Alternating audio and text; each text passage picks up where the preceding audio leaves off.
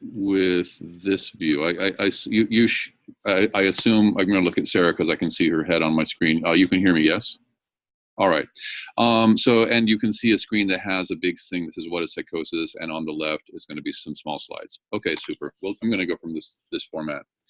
All right. Well, I'm going to explain psychosis today. That's my goal. The rationale for choosing this as a topic, I don't have a slide to justify the data, but I can certainly talk about it in a second. I call psychosis the most common problem that nobody talks about.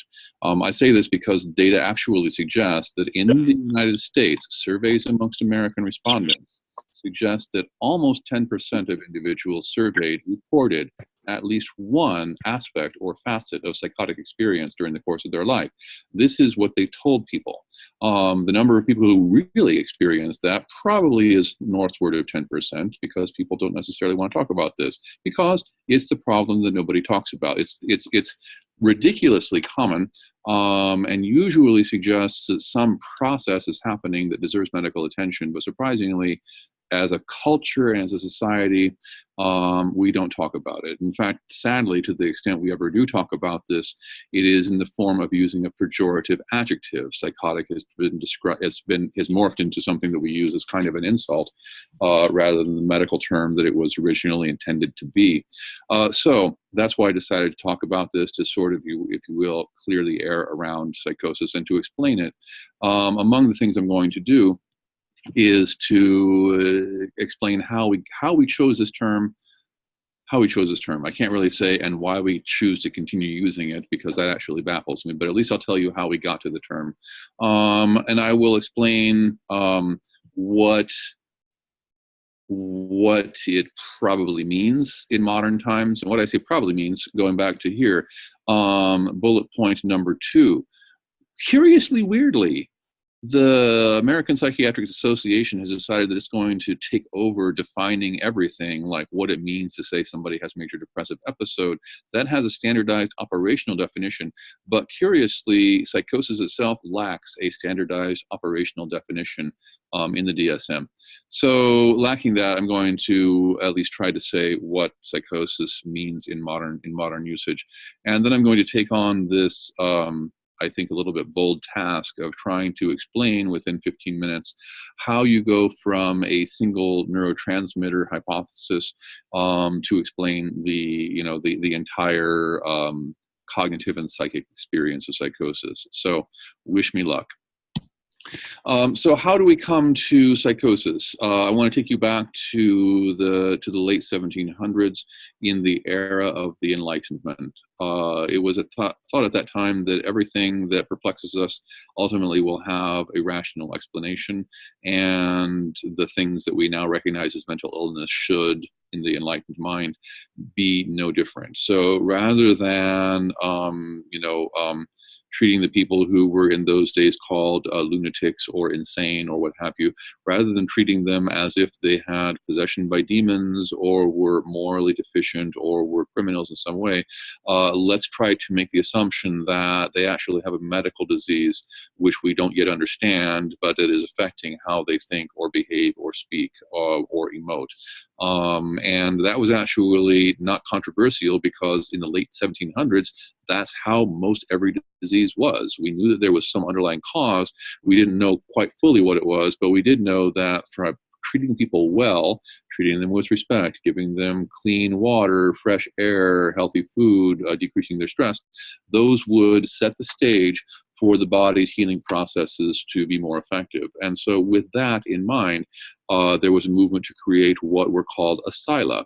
An asylum means a place of refuge. And so the asyla were created as places of refuge, places of healing, where we could set the stage so that the body could do what it is designed to do, which is to seek balance. And because we set up all of these institutions of care without actually the technology that we have today, this left the the superintendents or the doctors that ran these institutions with a lot of time to think about the biggest challenge of the time, which was how do you categorize all these different illnesses, all the variety of symptoms and experiences and pathways to incapacitation that lead to admission to said hospital. Is there a way to put order on this diversity? So categorization of illness was the principal focus of what would be recognized as psychiatry in the 19th century. And so the early categorologists use this medical convention and how we get to psychosis. So keep in mind that itis is a suffix which means inflammation. Abnormality with inflammation is an itis. So inflamed nerves would be a condition called neuritis. Osis is a suffix that denotes abnormality without evidence of inflammation. So we had neuritis, which is a term that we use for nerve inflammation. Neurosis was coined to describe what was thought to be involvement of the nervous system without obvious signs of inflammation. And psyche in those days we would come closest to saying equates to the concept of mind today. It's actually quite difficult to I think give it the right kind of connotative nuance because mind itself is a little bit fuzzy. I think in the strictest of modern psychological language, I think that what we call mind and what they would have called psyche refers to integrative functions of the brain. And I'll talk more about that in a second. But higher level processes, integrative functions, which give rise to self-awareness, memory, thought, and mood, and so forth. These were men's psyche, mind, and so forth. So psychosis, therefore, was meant to describe a condition in which medical conditions not related to inflammation affect these higher level cognitive function. Footnote, tiny footnote, these are all 19th century concepts. Almost everything has changed since that time except the word itself, and for reasons that I think I'm not going to get into, but kind of the snarky part of me wants to. For some curious reason, we've decided that we're going to continue to use the word coined in 1850 to describe modern patients with mental illness today. Actually, I'm going to go snark. Strikes me as a minor crime against humanity. So, more specifically, what is psychosis? To be clear, it describes, it's a catch-all phrase to describe experiences which represent errors in integrative processes of the brain. So at this moment in my brain, I am almost automatically pulling up concepts, thinking ahead, using neurons to shape my tongue and my vocal cords and my breath so I can make these words in a way that will be meaningful to you. On your side, are having I'm wiggling the air and your eardrums are deflecting in response to these pressure waves. And that's causing nerve cells to fire in little discrete episodes of electrical activity. And that's getting processed up and up in your brain to to decode the meaning of these pressure wave variations and to then attach those words to significance and symbolic representations and then attach those to your memory and your experience, and all the while to monitor the pH of your blood and the position of your joints and all these things. It's astounding that we don't go crazy. So much activity happens in ordinary brain function that it's a recipe for almost anything to go wrong at any time. And I guess the complexity of these neural processes, which we take for granted because they feel automatic, the complexity is underlined by this realization. Literally 1/5 of the calories that your body burns, 1/5 of the total body energy is burned by neuronal activity in your brain. So it's, speaks to the complexity of the task. So any small little glitches in the flow of information can result in misperceptions, in the unusual assignment of significance, or in the inability to recognize words the way that they were intended, or to form your own language. So essentially, psychosis is a neurological condition affecting higher processing centers where these integrations occur. And we know from neuroanatomy that these integrative processes are are principally carried out in areas like temporal cortex, prefrontal cortex, and cingulate gyrus. These neurological areas are, in fact, the areas that you see routinely implicated in patients with psychotic illness. So, what we continue to call psychosis probably is better described as integrative dysfunction, and this is essentially a neurological problem. And by the way, helpful hint, probably you don't do this, but I just want this to be aware. It is, I think, unhelpful and certainly is anatomically and phenomenologically inaccurate to talk about breaks. There's nothing particularly broken. These are just, slowing down of ordinary integrative processes. So our language still retains psychotic break. People still, to this day, at websites like, I don't want to name names, but prominent institutions in their public-facing information portals still refer to psychosis and schizophrenia as they use phrases like psychotic breaks or break with reality or impairment of reality testing. These are really unhelpful and pejorative, and I encourage you to think of other ways to talk about the process other than using this really stark language. So now let's talk about bridging the gap between neurotransmitter and experience, and talk about the cause of psychosis or causes of psychosis. Many things can cause it, and I'm going to focus on the one that has been most frequently implicated and probably accounts for some 70% or more of psychoses, and that is errors in the release of dopamine. Early childhood stress can cause this, or it can be caused simply by genetic predisposition, but a variety of pathways can lead people to develop an ability to create more dopamine than is needed in the presynaptic terminals of certain brain regions. So essentially, some people are vulnerable to having heightened ability to create dopamine in their nerve cells. And if dopamine, therefore, is released in excessive quantities or leaks out at inappropriate times, then this creates problems, because a lot of where the dopamine is released exists in circuits which we would call salience signaling mechanisms. The brain possesses some circuits that help to switch its function from, say, introspection to outward directed problem solving. There are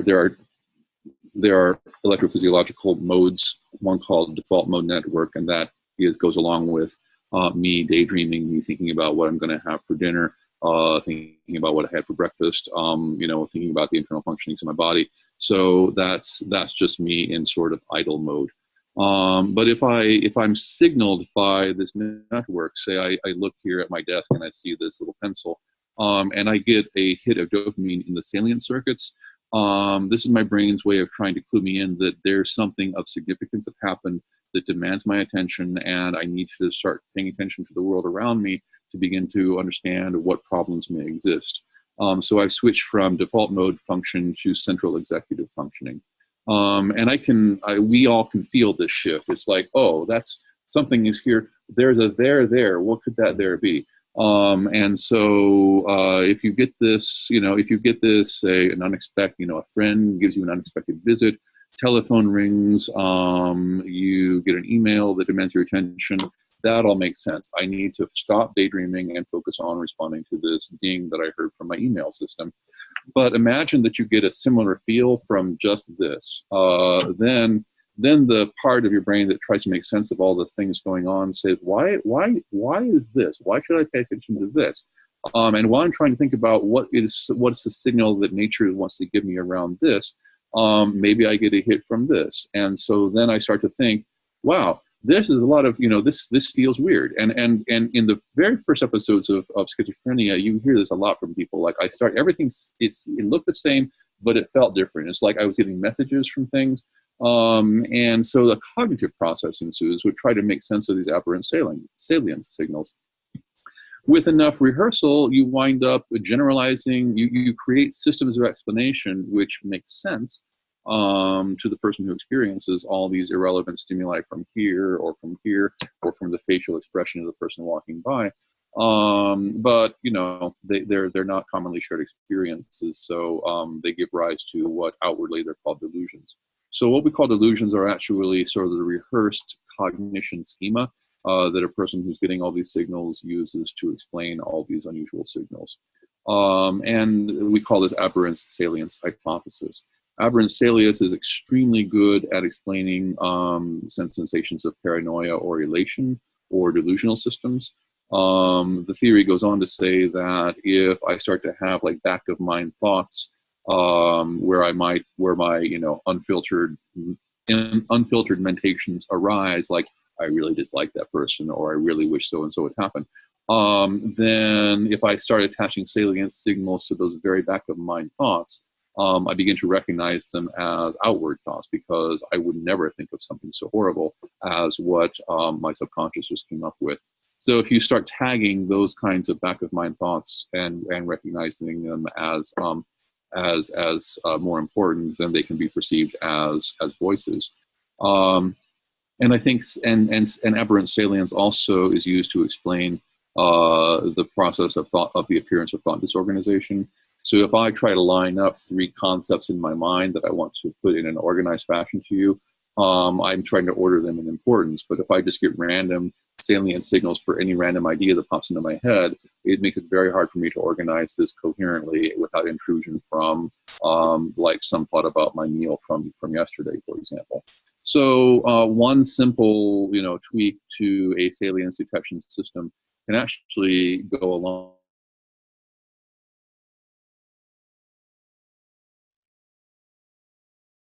way to explaining a whole lot of kind of persistent psychotic disorder that we can't find any other explanation for. So finally, this theory, I like it because it's fairly simple to understand. It makes this thing that we call still psychosis, less mysterious. And a lot of people who experience psychosis will report that getting a kind of simple explanation about how it works can reduce a lot of the fear and help to reduce the sense of shame or internalized stigma around it. Also, being able to discuss psychosis in these terms allows us to be to explain the rationale for treatments in ways that have become less spooky to people. So it looks like I might have looks like I still have my internet connection.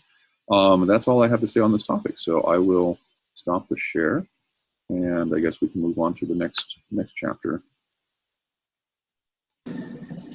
Thank you very much, Eric. That's an awesome